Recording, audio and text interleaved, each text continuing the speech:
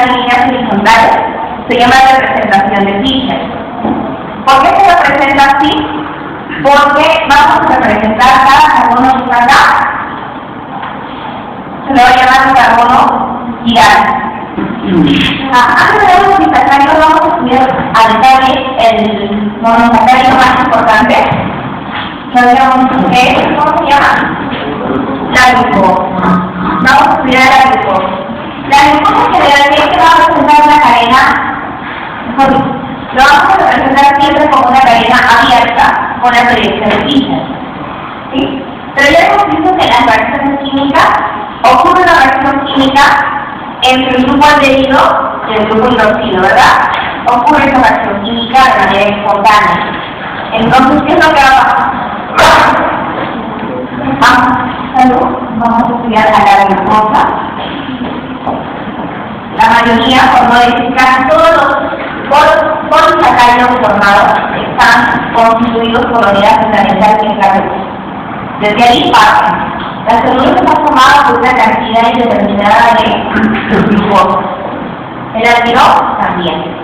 Son cadenas o más de un monosacárido glucosa. Por eso es bastante importante, ¿no? Más de uno se va a el compuesto. Entonces, la glucosa tenemos que recordar siempre cómo es su estructura de Fischer. Bien. Entonces, esta es la de glucosa. Ya habíamos visto que es una de glucosa porque el carbono 5 tiene el grupo hidroxilo a la de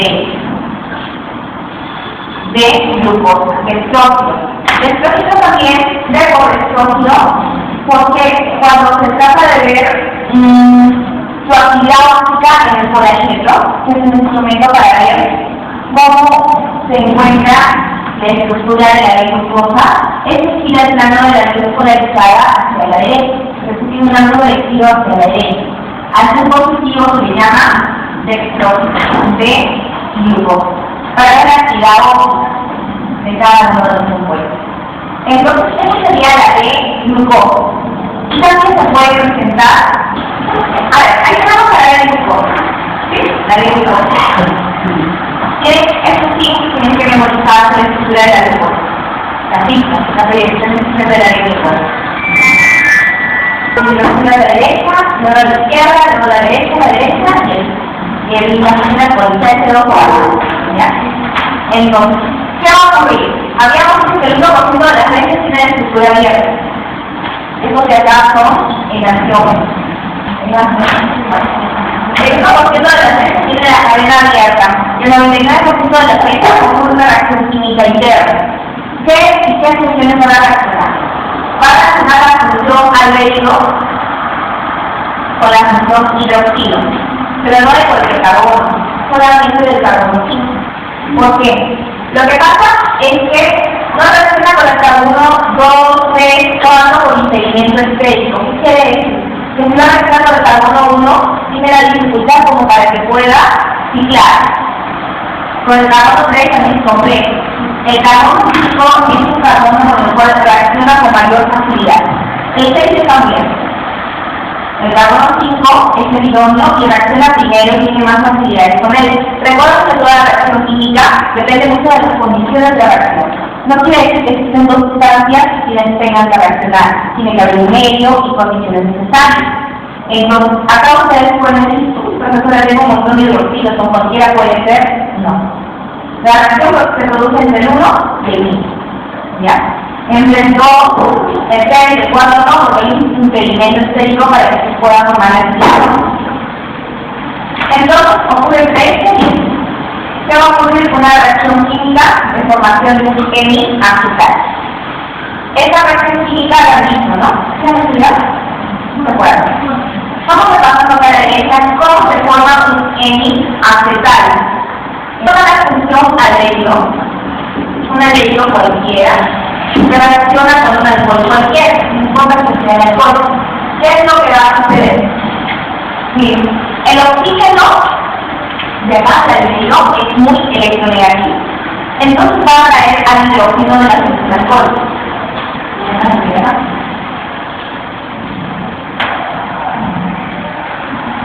Si está traído, se adicional. El carbono es el enlace de cadena necesario porque el oxígeno logró curarse y el carbono ahora queda con enlace libre. ¿Qué pasa ahora? Todo este radical, porque es oxígeno tiene enlace libre, va a enlazarse con este carbono.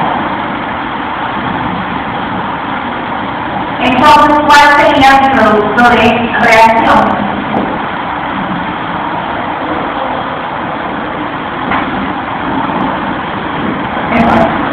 Lo que acabo de formar se llama hemiacetal. Hemiacetal. Y podemos clasificarla según un tipo de reacción, que es una reacción de adición, ¿no? Es adicional.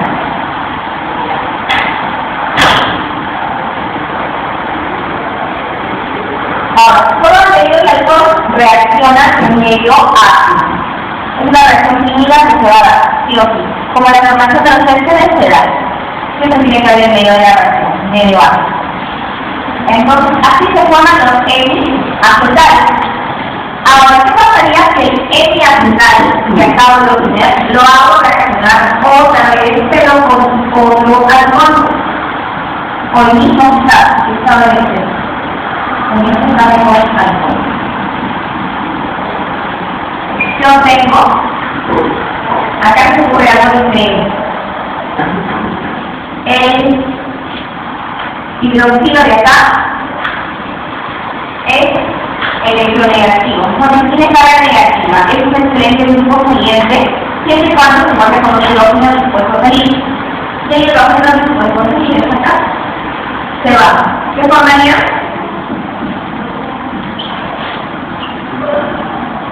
Se base agua, ¿verdad? Y este radical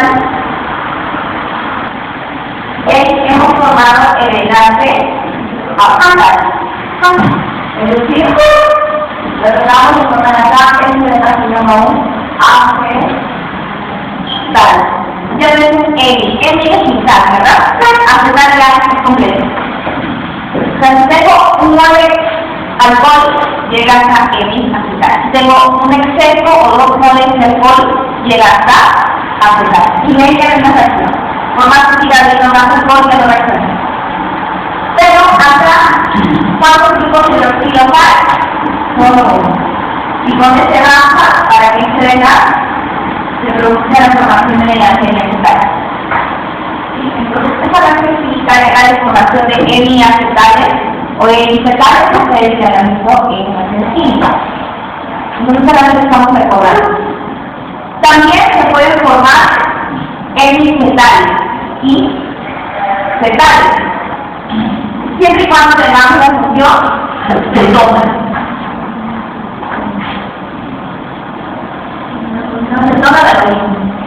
La única diferencia es que una cetona, su carbono no es unión hidrógeno o radical aquí, ¿no? Es una función que se encuentra dentro de la.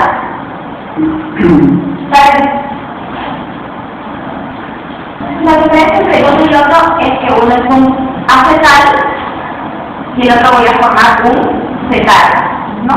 Uno es una función de hilo y la otra desde el inicio es una función de tono. La primera reacción es una reacción de adición y la segunda es una reacción de sustitución.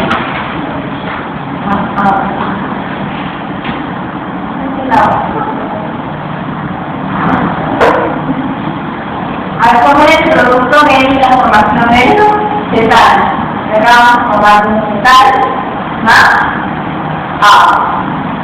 Entonces ahí, con eso se explica cómo se forma un hemiacetal o un hemiacetal. Entonces podemos tratar de la reacción. Hacemos que la reacción se producía en el carbono 1 y el carbono número 5. Entonces, acá a la derecha vamos a poner el producto de esa reacción química. Este hidrógeno, como ya puesto, se va a adicionar a este oxígeno. Y se va a formar una reacción, un enlace entre el carbono 1 y el carbono número 5 unidos por un oxígeno. Eso sería como se va a formar el enlace. N-acetal. Acá también. Este de acá, este es el enlace N-acetal. Lo que está acá, N-acetal. Y el de acá es el enlace N-acetal. Este es el enlace N-acetal o N-acetal. Ahí está. Este oxígeno que es de los dos. Un problema más de ellas. El hidrógeno del hidroxilo se adiciona al oxígeno del carbonilo. Y luego se pone el enlace entre el carbono y el oxígeno del carbono. El otro carbono se lo deja fuera. El hidrógeno se adicionó y se pone el enlace entre el carbono y el oxígeno y el otro radical del ciclo. Lo mismo está ahí. Entonces, el grupo hidroxilo se forma hacia la derecha de la cadena. Estamos hablando de un número A. Es decir, que en este caso, la ubicación del hidroxilo cuando se forma el enlace N-acetálico depende. Si se forma a la derecha, es la número A. Si se forma a la izquierda, como también puede ser, sería una número beta. Ambos se pueden formar, pero el más común es el beta. El número beta es el más común de los compuestos químicos que se pueden formar. El número alfa, y acá el número beta. Alfa y beta. Ambos se pueden formar. El de acá es el más común, el 70% de las veces, y el de acá aproximadamente un 30% de las veces se forma el número alfa. Entonces, aquí ocurre la reacción química interna. Ahora, no solamente ocurre esta reacción química, sino que la glucosa o el monosacárido se va a ciclar. Lo vamos a ciclar, viendo cómo pasar de una estructura de Fischer a la estructura química de Haber, que es una proyección mucho más cerca de la realidad. Entonces vamos a ver ahora lo correspondiente a la proyección de Haber, ya es una proyección mucho más cercana a la realidad. Vamos a ver cómo pasar de una estructura de Fischer a una estructura de Haber. Ustedes han visto los manuales seguramente cuando se han tocado con moléculas de carbohidratos, son ciclos, ¿verdad? Muy difícilmente se encuentran con la cadena de ciclos. Empezamos con la glucosa. Vamos a ver la reacción química interna. Antes que eso, vamos a hacer lo siguiente. Tenemos que hacer un giro. Girar 1, 2, 3, 4, 5 y 6. Del carbono número 5 ya todos sus componentes en sentido polar. ¿Sí? Solamente vamos a hacer un giro polar. Es decir, el hidrógeno pasa a la derecha, el hidroxilo pasa abajo y el radical del mol pasa a la izquierda. ¿Por qué hacemos esto de ahí? Para que sea mucho más fácil la proyección. Luego, acá sería el carbono 1, 2, 3, 4, 5 y 6. Siguiente. Ahora sí hago la reacción química. Recuerden que es entre el carbono número 1 y el carbono número 5. Entre el carbono número 1 y el carbono número 5. Se forma el enlace N-acetal. Entonces, tengan en cuenta que la glucosa va a tener una estructura que se parece a una pirámide. Y la fructosa va a tener una estructura que se parece a un pirámide. Teniendo en cuenta esto de ahí, el carbono 5, el carbono 1, hay un enlace N-acetálico que le estoy marcando la negro. Y ya ciclamos a la B-glucosa. Entonces, el hidroxilo se forma a la derecha, entonces es el número alfa. Esto de acá se llama alfa de glucopilano.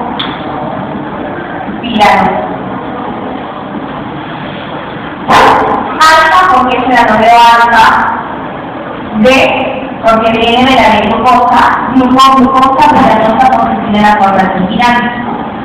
Entonces, de esta manera se debe ciclar un compuesto, en este caso un monosacárido. Primero hago esta técnica de ciclar de manera horaria para que el hidrógeno me resulte abajo. Luego hago la reacción química del carbono 1 y el carbono 5, se forma el enlace hemi acetánico y luego, como entre el enlace hemi acetánico, ¿cuántos carbonos incluye el enlace? 1, 2, 3, 4, 5, entonces le corresponde una tiranosa. 1, 2, 3, 4, 5 carbonos incluye el enlace. Formación de la circulación del enlace hemi-acetánico. Ahora, si mencionamos el anómero beta, ¿cuál sería la única diferencia de esta cadena? ¿Cuál sería la única diferencia? El hidroxilo, ¿dónde tendría que estar? Hacia arriba, muy bien. Esto es el anómero alfa y el anómero beta. Ya hemos visto que el más común, ¿cuál es? El beta. Esta es la mayoría de las veces. Recuerden que si entre el enlace y acetánico y 5 carbonos, tengo que poner la forma de un piano. Si entre el enlace hemiacetánico o hemiacetánico y 4 carbonos, tengo que dejarlo la forma de un piano. Solamente son dos formas que se pueden ciclar los monosacáridos. No hay otra forma menor o con mayor cantidad de carbono. Lo máximo con 6 lados o mínimo 5 lados. Los monosacáridos tienen menor cantidad de carbono, como una trigosa, una tetrosa, no se van a ciclar. Se permanecen como cadena abierta.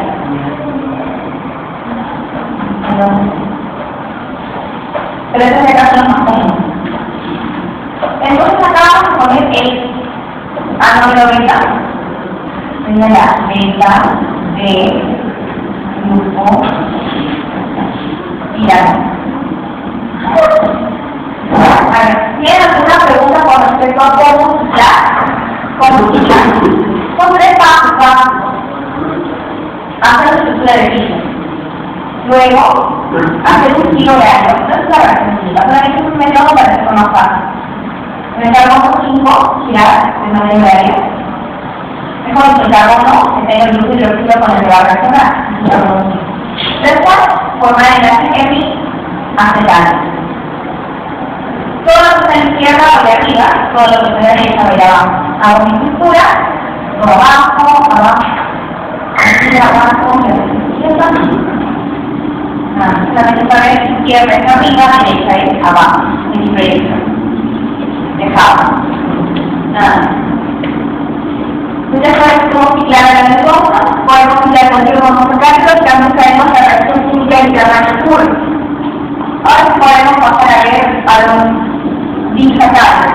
Ahora, no se den cuenta que los disacáridos se forman por unión de monosacáridos. La unión de monosacáridos se da mediante enlace glicosílico. Lo que se da ahora con azul son enlaces glicosílicos. ¿Y qué se da por la reacción del grupo hidroxilo? Se da con el otro grupo, con un hidrógeno del otro carbono. Es decir, es una reacción de condensación que va a dar la producción de una molécula de agua. A ver, si recuerdan ustedes cómo es la fórmula de la glucosa. Acá era una OH, ¿verdad? Acá también era un OH. Entonces, un hidróxido se ha ido con un hidrógeno de acá formado. El otro oxígeno queda formando un enlace oxígeno con oxígeno, que es un enlace glicosílico. Igualmente acá, el enlace glicosílico es un oxígeno entre los dos monosacáridos. Ahora, el de acá, este enlace glicosílico es un enlace glicosílico alfa. ¿Por qué será alfa? Porque está hacia abajo del carbono que está acá, el carbono medio. Y el de acá es beta, ¿por qué? Porque está hacia arriba. Recuerden que alfa está abajo, beta está hacia arriba. Entonces, si esto está abajo, es que venía del carbono numérico alfa. El carbono numérico alfa es una reacción química.